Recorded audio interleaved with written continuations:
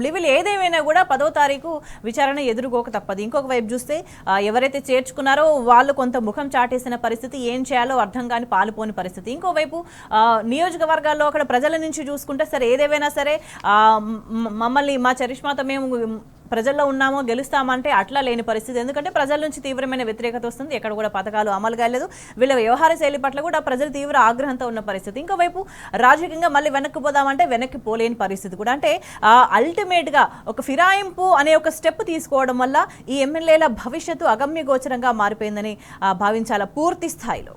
ఇంకా రాజకీయ భవిష్యత్తు ఉంటుందా ఉండదా అనే ఒక సందేహం కూడా వ్యక్తం చేసుకునే పరిస్థితి ఉందా? హత్యలు ఉండయి, ఆత్మహత్యలే ఉంటాయని చెప్పేసి ఒక నినాదం ఉంది. అది అక్షరాల ఇవాళ ఈ పార్టీ ఫిరాయింపు చేసిన 10 మంది ఎమ్మెల్యేలకు సరిపోతుంది. ఏదైతే పార్టీ ఫిరాయింపు చేసిన ఎమ్మెల్యేలు మొదట గాంభీర్యాన్ని ప్రదర్శించినప్పటికీ రాను రాను వాళ్ళు జనాల్లో వారి నియోజకవర్గాల్లో వారు ఓట్లు వేసిన ఓటర్లే ఇవాళ వాళ్ళను చీకొడుతున్న పరిస్థితి నియోజకవర్గాల్లో కనిపిస్తుంది. ఏదైతే 10 మంది ఎమ్మెల్యేలో కూడా ఎవరికి కూడా అటు చేర్చుకున్న కాంగ్రెస్ పార్టీ నుంచి కావచ్చు, ఇటు మొదట ఓట్లు వేసిన బీఆర్ఎస్ పార్టీ నుంచి కూడా ఎక్కడ కూడా వారికి సానుభూతి రాకపోవడంతో వారు ఒక అయోమయంలో గందరగోళ పరిస్థితిలో వారంతా ఉన్న పరిస్థితి కనిపిస్తుంది. ఎక్కడ చూసినా ఇవాళ ఎమ్మెల్యే పరిస్థితి ఒక కనీసం ఒక అధికారికమైన సమావేశం కూడా పెట్టలేని పరిస్థితి వల్ల ఈ పార్టీ మారిన 10 మంది ఎమ్మెల్యేల తీరు కనిపిస్తుంది. ఇటు ఆ రాజకీయాలకు సంబంధించి ఇట్లుంటే అధికారిక కార్యక్రమాల్లో కూడా కూర్చోలేని పరిస్థితి ఈ ఎమ్మెల్యేల పరిస్థితి.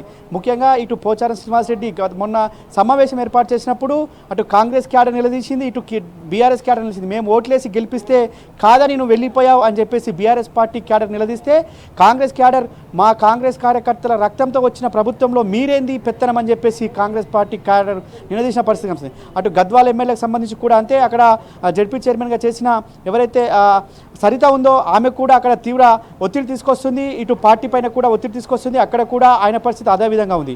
ఇటు కడియం సేర్ పరిస్థితి కూడా ఇక్కడ అదే విధంగా ఉంది. ఇక్కడ గూడెం మైపాల్ రెడ్డి అయితే మొన్న రీసెంట్గా ఎంత ఉద్రిక్త పరిస్థితులు నెలకొన్నాయో స్వయంగా పార్టీ క్యాంప్ ఆఫీస్ పైన కాంగ్రెస్ పార్టీ కార్యకర్తలు దాడి చేసిన పరిస్థితి కూడా చూడొచ్చు. అంటే ఇట్లా ఎవరికి చూసినా ఎవరి పరిస్థితి చూసినా అగమ్య గోచరంగానే ఉంది, ఒక ఆందోళనకరంగానే ఉంది. కాబట్టి ఖచ్చితంగా ఇవాళ ఫిరాయింపు చేసిన 10 మంది ఎమ్మెల్యేల్లో కూడా వణుకు మొదలైంది. ఈ తీర్పు ఖచ్చితంగా వారికి వ్యతిరేకంగా వస్తుంది. ఖచ్చితంగా పార్టీ ఫిరాయింపులకు సంబంధించి సుప్రీంకోర్టు ఖచ్చితంగా వారికి న్యాయమే గెలుస్తుందని చెప్పేసి కూడా ఇవాళ ప్రధానంగా అర్థమవుతుంది. కాబట్టి వారి భవిష్యత్ ఏంది, వారి భవిష్యత్ ఏ విధంగా ఉండబోతుంది? ఇప్పటికే ప్రజల్లో కాంగ్రెస్ పార్టీ చులకనైంది, 6 గ్యారంటీలు అమలు లేదు, వీరు చేస్తానని ఏదైతే ఆనాడు చెప్పి మేము అభివృద్ధి కోసం పోతున్నామని చెప్పిన మాటలన్నీ కూడా ఉత్త డొల్లతనమని తేలిపోవడంతో వాళ్ళ ప్రజల్లో కూడా చీకొడుతున్నారు, ఓటర్లంతా కూడా సీదరిస్తున్న పరిస్థితి కనిపిస్తుంది. కాబట్టి వీరు ఏ విధంగా ముందుకెళ్తారు? ఒకవేళ ఉప ఎన్నికలు వస్తే వీళ్ళ పరిస్థితి ఏంది? వాళ్ళ వీరికి ఒకవేళ ఉప ఎన్నికలు వచ్చినా కాంగ్రెస్ పార్టీ వీరికి టికెట్ ఇచ్చే పరిస్థితి ఉందా అనేది కూడా ఇవాళ మరొకసారి ఆలోచించాల్సిన అవసరం ఉంది. ఇటు బీఆర్ఎస్ పార్టీ ఇప్పటికే జనాల్లో దూసుకుపోతుంది, ప్రజల్లో ఒక సానుభూతి ఉంది. ఎందుకు మేము బీఆర్ఎస్ పార్టీని కాదని కాంగ్రెస్ పార్టీకి పోతే మాకేమొచ్చింది అనే ఆలోచనలో ఇవాళ ప్రజలు ఉన్న పరిస్థితి కూడా మనం మరొకసారి చర్చించుకోవచ్చు. ఎందుకంటే ఆల్రెడీ ఒక పార్టీ టికెట్ మీద గెలిచి ఇంకో పార్టీకి ఫిరాయించిన తర్వాత అంటే మళ్ళీ వీళ్ళ మీద తీవ్రమైన వ్యతిరేకత వచ్చిన నేపథ్యంలో మళ్ళీ వాళ్ళకి అవకాశం ఇస్తుందా లేదా అనే ఒక సంశయం. అంటే ఇట్లా కూడా వాళ్ళకి దారులు క్లోజ్ అవుతున్నాయి. అంటే పూర్తి స్థాయి ఒక వ్యతిరేకతను మాత్రమే మూట కట్టుకోగలిగినరు ఫిరాయింపు ఎమ్మెల్యేలని భావించాలా? ఇప్పుడు ఏదైతే ఇటు బీఆర్ఎస్ పార్టీ కాదు, అటు కాంగ్రెస్ పార్టీ కాదు, కాంగ్రెస్ పార్టీ నుంచి పోటీ చేస్తామంటే గతంలో పోటీ చేసి ఓడిపోయిన వారు తిరగబడుతున్నారు. వారంతా మేమే పోటీ చేస్తామని చెప్తున్నారు.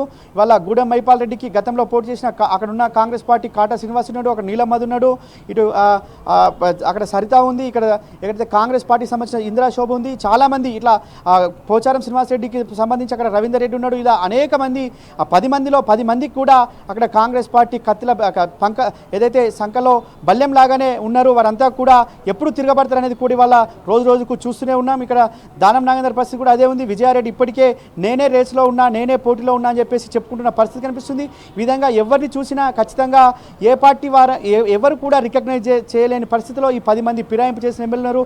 ఈ ఫిరాయింపులు ఇవాళ గుణపాఠం కానున్నాయి. బీఆర్ఎస్ పార్టీ మొదటి నుంచి కూడా చెప్తుంది, రాజ్యాంగాన్ని చేతపట్టుకొని తిరిగే రాహుల్ గాంధీ కూడా ఇదే చెప్పాడు. కాబట్టి బీఆర్ఎస్ పార్టీ మేము కూడా చెప్తున్నాం, రాహుల్ గాంధీ మీరు చెప్పింది ఒకటి చేసేది తెలంగాణలో ఒకటా అని చెప్పేసి కూడా ప్రశ్నించారు. కాబట్టి న్యాయం ఖచ్చితంగా గెలుస్తుందనే నమ్మకంతో బీఆర్ఎస్ పార్టీ ఉంది. ప్రజల్లో చులకనయ్యారు. ఖచ్చితంగా బీఆర్ఎస్ పార్టీ ఈ ఏదైతే 10 మంది ఫిరాయింపులకు సంబంధించి ఇప్పటికే పెద్ద ఎత్తున పోక చేస్తుంది. వారికి సంబంధించి సుప్రీంకోర్టులో 10వ తేదీన పిటిషన్ విచారణ రానున్న నేపథ్యంలో ఖచ్చితంగా వారికి అనర్థ వేటు పడుతుంది. ఆ 10 నియోజకవర్గాల్లో కూడా బీఆర్ఎస్ పార్టీ అభ్యర్థులే మరొకసారి నిలుస్తారని చెప్పేసి కూడా ఆశాభావం వ్యక్తం చేస్తుంది. అందుకు అనుగుణంగానే ముందుకు పోతుంది. కానీ ఈ 10 మంది భవిత్యం ఏంది, ఈ 10 మంది ఏ పార్టీలో కొనసాగుతారు అనే చర్చ కూడా వాళ్ళ ప్రధానంగా చర్చ జరుగుతుంది. అటు జగిత్యాలకు సంబంధించిన ఆ సంజయ్కి సంబంధించి కూడా అటు ఎమ్మెల్సీ జీవన్ రెడ్డి ఆయన పదవి కాలం కూడా ముగుస్తుంది. ఖచ్చితంగా ఇప్పటికైనా అనేక సందర్భాల్లో అనేక వేదికలపైన బాహాటంగానే పార్టీ ఫిరాయింపులు ఎమ్మెల్యేపై సంజయ్పై తీవ్ర ఆరోపణలు చేశారు, తీవ్ర విమర్శలు చేశాడు. ఇప్పుడు ఏ విధంగా ముందుకు పోతారనే అంశం కూడా మరొకసారి తెర మీదకి వచ్చిన నేపథ్యంలో ఖచ్చితంగా వీరికి అటు కాంగ్రెస్ పార్టీ కాదు, ఇటు బీఆర్ఎస్ పార్టీ కాదు, వీరు ఏ పార్టీ అనే కోణంలో కూడా వాళ్ళ ప్రజలు చర్చించుకుంటున్నారు. ఆనాడు మేము మా వారిని మేము గెలిపిస్తే ఇవాళ కాంగ్రెస్ పార్టీకి పోయిరని ప్రజలంతా కూడా చీదరించుకునే పరిస్థితి మాత్రం వాళ్ళ ఆయా నియోజకవర్గాల్లో స్పష్టంగా కనిపిస్తుంది. స్వేచ్ఛ.